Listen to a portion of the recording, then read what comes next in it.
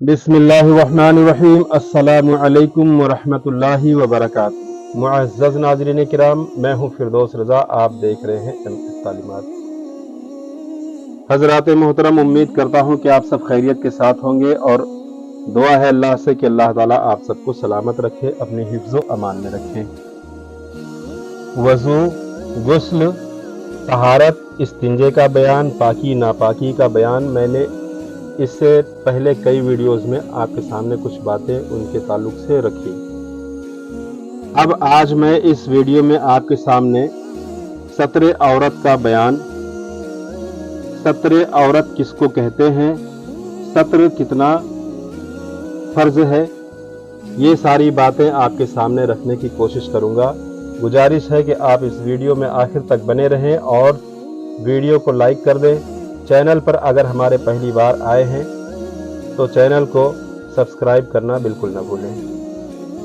सत्रे औरत का बयान। तो सबसे पहले तो ये जान लेना ज़रूरी है कि सत्रे औरत कहते किसको हैं। दरअसल सत्रे औरत जिस्म के उस हिस्से को कहते हैं जिस हिस्से को छुपाना फर्ज है, यानी उन हिस्सों को जिनके खुले रहने पर नमाज नहीं होती है। जिस्म के वो हिस्से जिनको छुपाना फर्ज है उसको सत्रे औरत कहते हैं। सत्र कितना फर्ज है, यानी नमाज के लिए कम से कम कितना बदन ढका रहना जरूरी है। जब हम नमाज पढ़ते हैं तो नमाज की हालत में नमाज के लिए हमारा बदन कम से कम कितना जो है छुपाना जरूरी है। याद रहे, मर्द के लिए नाफ के नीचे से लेकर घुटनों के नीचे तक औरत यानी छुपाने की चीज है। कहां से? मर्द के लिए नाफ के नीचे से लेकर घुटनों के नीचे तक का हिस्सा जो है वो औरत है, यानी छुपाने की चीज है। यानी इतने बदन का छुपाना फर्ज है। नाफ का छुपाना फर्ज नहीं, लेकिन घुटना फर्ज है। इसी तरह आजाद औरतों के लिए सारा बदन औरत है। आजाद औरतों के लिए सारा बदन सत्रे औरत है, यानी छुपाना फर्ज है, सिवा मुंह के और हथेलियों और पांव के तलवों के। सर के लटकते हुए बाल और गर्दन और कलाइयां भी औरत है, इनका छुपाना भी फर्ज है। अगर औरत ने इतना बारीक दुपट्टा कि जिससे बाल की स्याही चमके ओढ़कर नमाज पढ़ी तो नमाज ना होगी। बांदी के लिए सारा पेट और पीठ और दोनों पहलुओं और नाफ से घुटनों तक का हिस्सा जो है वो औरत है।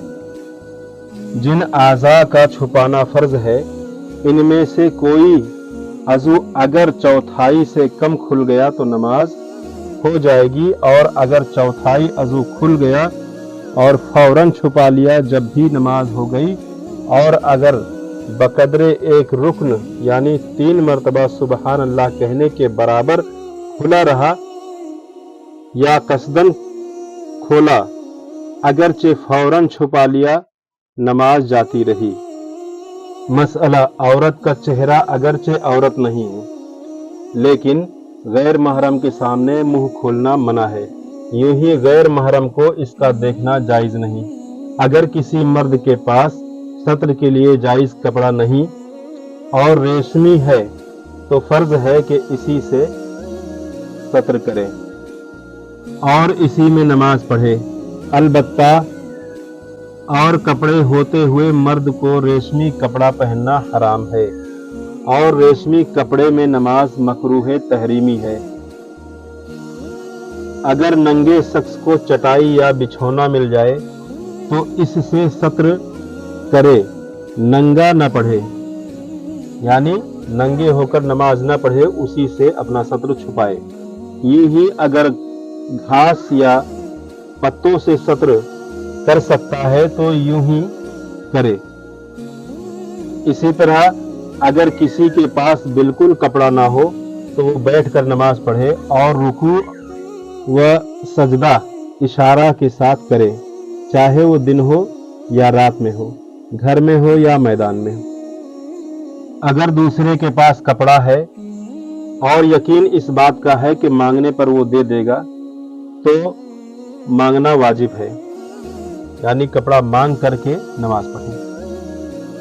अगर नापाक कपड़े के सिवा कोई और कपड़ा नहीं और पाक करने की कोई सूरत भी नहीं तो नापाक ही कपड़े से सत्र करे और नंगा ना पढ़े। अगर पूरे सत्र के लिए कपड़ा नहीं और इतना है कि बाज आज़ा का सत्र हो जाएगा तो इससे सत्र वाजिब है और इस कपड़े से औरत गलीजा यानी आगा पीछा छुपाए, और अगर इतना हो कि एक ही छुपा सकता है तो एक ही छुपाए। अगर खड़े होकर के नमाज पढ़ने से चौथाई सत्र खुलता है तो बैठकर पढ़े। सत्र के ताल्लुक से जो बातें मैंने आप तक पहुंचाई, उम्मीद करता हूं कि ये सारी बातें आपको खूब अच्छी तरह से समझ आई होगी। गुजारिश है कि दूसरों तक ज्यादा से ज्यादा इस वीडियो को शेयर कर दें ताकि इस तरह के मसाइल लोगों तक आसानी के साथ पहुंचती रहे। इंशाअल्लाह इसके बाद नमाज की तीसरी शर्त यानी वक्त के बयान में आपके सामने रखूंगा।